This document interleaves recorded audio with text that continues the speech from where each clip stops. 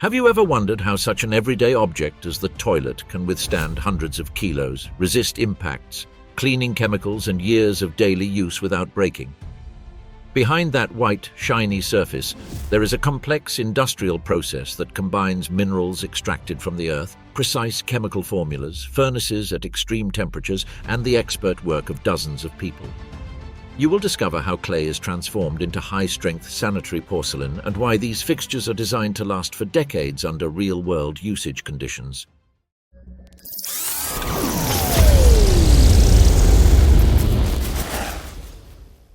In industrial complexes located in northern Mexico, models are produced and exported to dozens of countries. The differentiating factor begins with the origin of the raw material. Not just any type of clay is suitable for making sanitary porcelain. Selected clays, rich in kaolin, are used, extracted from specific deposits where the mineral composition meets very strict standards. This type of clay contains high levels of alumina oxide and other minerals, allowing it to withstand extreme temperatures without deforming or cracking.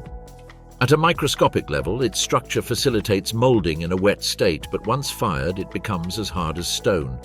Once the clay reaches the plant, the mixture preparation begins. Large quantities of kaolin are combined with feldspar and quartz in carefully calculated proportions. Each component serves a specific function. Feldspar acts as a flux, which, when heated, helps bind the material particles. Quartz provides structural rigidity and dimensional stability. Everything is mixed with water until it forms a thick suspension, known in the industry as slip. This mixture is processed in large mills for several hours until the solid particles are reduced to an extremely fine size. Temperature control is crucial. If the slip is overheated, its behavior changes, which can result in defects in the final pieces. Specialized technicians periodically take samples to verify the density and viscosity of the mixture. A slight deviation in these variables can cause the material to not adhere properly to the molds or generate microcracks during firing. Once the slip reaches the exact conditions, it is sent to the forming area. At this stage, gypsum molds come into play. These molds are designed to absorb moisture from the slip. When the liquid mixture is poured into them, the gypsum begins to gradually draw out the water, forming a solid layer of clay adhered to the mold walls. In a matter of minutes, the thickness of the piece is defined. The excess material is drained and reused, as the process is designed to minimize waste. Each mold is composed of several parts that precisely reproduce the exterior of the toilet and its complex internal geometry. One of the most delicate sections is the S-shaped duct, which acts as a siphon. This curve is essential for blocking the passage of odors from the drainage system, so it must be perfectly smooth and free of imperfections. The molds remain closed for the necessary time to ensure the piece becomes sufficiently rigid. Experienced workers determine the exact moment to open the mold by observing and feeling it from the outside. Opening it too early can deform the piece. Doing so too late can cause it to stick to the gypsum and break when removed. Once removed from the mold, the toilet is still wet and extremely fragile. At this point, it goes through the hands of specialized staff who correct joints, smooth edges, and remove mold marks. It is manual work that requires skill and experience. No machines can replicate the precision of the human touch to detect minimal surface irregularities. This stage defines much of the aesthetic and functional quality of the final product. After the manual finishing, the pieces are moved to large drying chambers. For several days, the temperature and humidity of the environment are progressively controlled. The goal is to remove the internal water without causing tension in the material. Drying too quickly would create cracks. Drying too slowly would affect production pace. Sensors inside the dryer allow the airflow to be adjusted to ensure uniform evaporation across the surface. By the end of this phase, the toilet has lost a significant portion of its initial weight due to the removal of moisture. The next step is the application of the ceramic glaze. This coating is not a conventional paint, but a suspension of minerals that, when subjected to high temperatures, transforms into a glassy layer. This glaze is responsible for the shiny finish, waterproofing, and ease of cleaning the surface.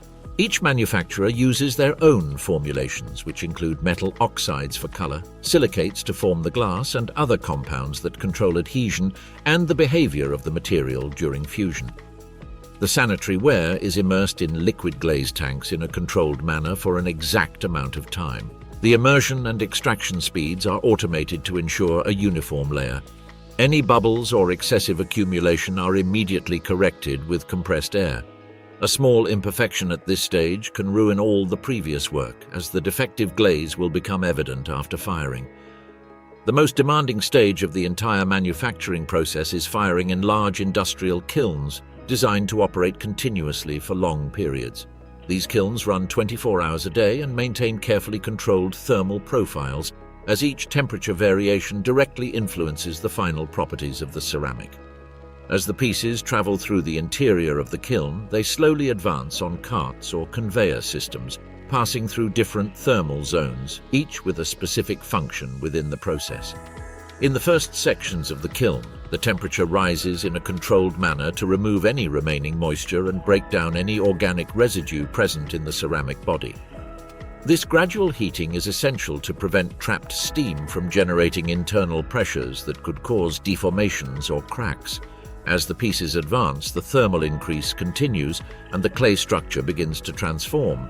The minerals rearrange, the particles compact, and the material loses its initial plasticity, acquiring a more stable consistency. When the pieces reach the highest temperature zone, the process enters its critical phase. At this point, the feldspar in the mix partially melts and acts as a microscopic binder that fills the spaces between the particles, significantly increasing the cohesion of the whole. At the same time, the glaze applied to the surface melts and integrates with the ceramic body, forming a continuous layer that fuses with the internal structure.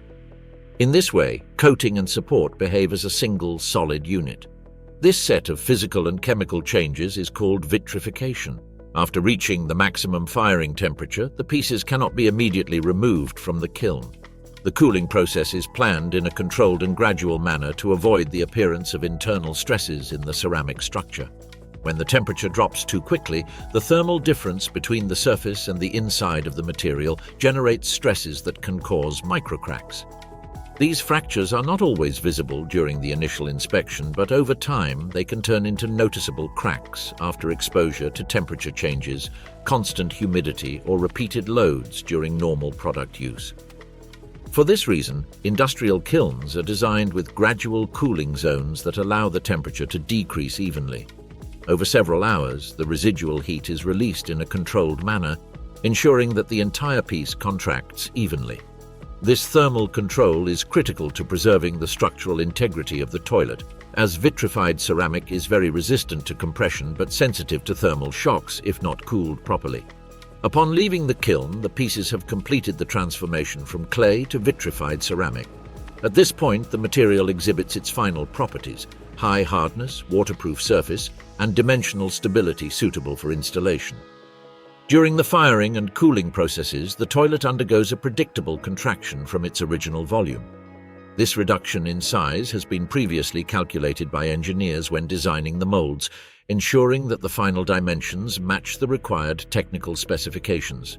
This precise cooling control not only guarantees the mechanical strength of the product, but also contributes to the uniformity of the surface finish.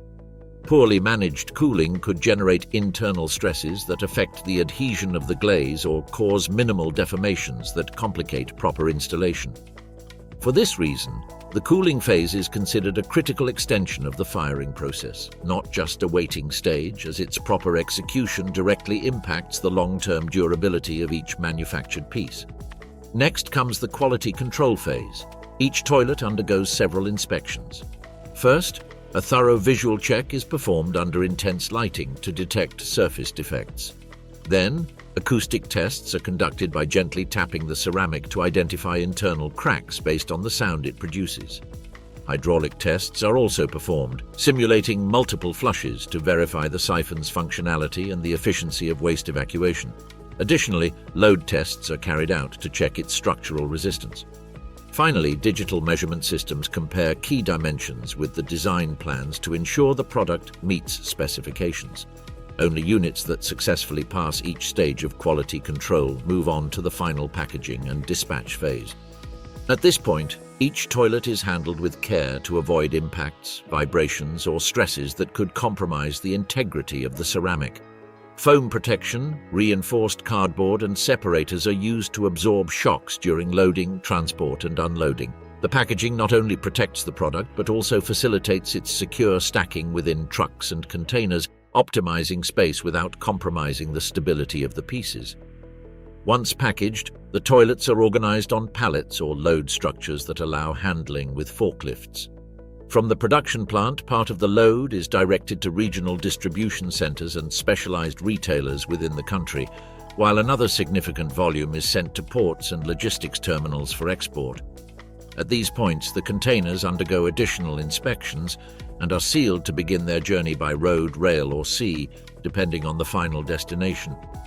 The complete journey of a toilet, from when the clay is extracted from the mine to when the product is available in a store, can take several weeks. During this time, the piece undergoes various stages of industrial transformation, extreme thermal processes, rigorous technical controls, and multiple logistical transfers. Behind an everyday object lies a complex industrial process that combines natural materials, high-temperature chemistry, design precision, and strict quality control. What begins as a set of minerals extracted from the earth ends up as an indispensable element of the modern home, designed to withstand years of continuous use without losing its functional or aesthetic properties.